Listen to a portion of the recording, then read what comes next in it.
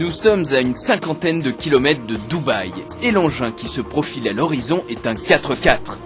Rien de bien étonnant, ici en plein désert, sur une route privée fermée à la circulation.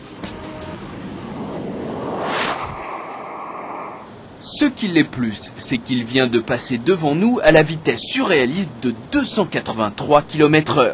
Oui, vous avez bien entendu, 283 km/h compteur sur un tout-terrain. C'est possible. La preuve avec le Porsche Cayenne Turbo S, le tout-terrain de série le plus rapide au monde et le plus puissant.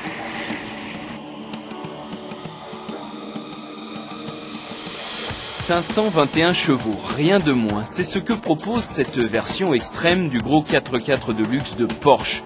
Extérieurement, peu de différence avec le Cayenne Turbo normal, si ce n'est des énormes jantes de 20 pouces, des bas de caisse en aluminium et un double échappement à la forme spécifique.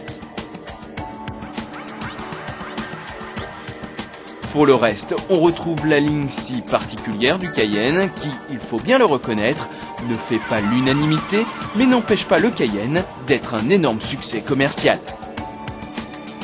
Mais les vraies spécificités du Turbo S, c'est sous sa robe qu'il faut les chercher, avec une dotation en série conséquente dans l'habitacle, mais surtout des freins renforcés et un châssis hydropneumatique piloté qui permet d'augmenter ou de baisser la garde au sol selon l'utilisation et propose plusieurs blocages de différentiel.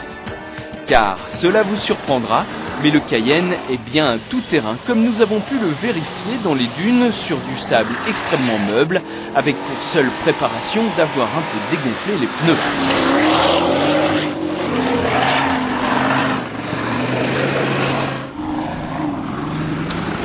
À l'aise sur le sable, mais aussi sur des terrains rocailleux, le Cayenne Turbo S se joue des difficultés tant que l'on n'a pas peur d'abîmer les magnifiques jantes et tant que l'on ne s'attaque pas à du vrai franchissement.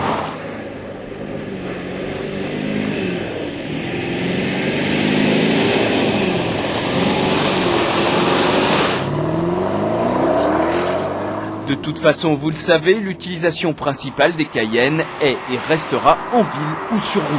Ça tombe bien, ce dernier y est plutôt à l'aise, avec une tenue de route hors du commun pour un gros véhicule de plus de 2,3 tonnes et des performances à faire rougir bien des sportifs.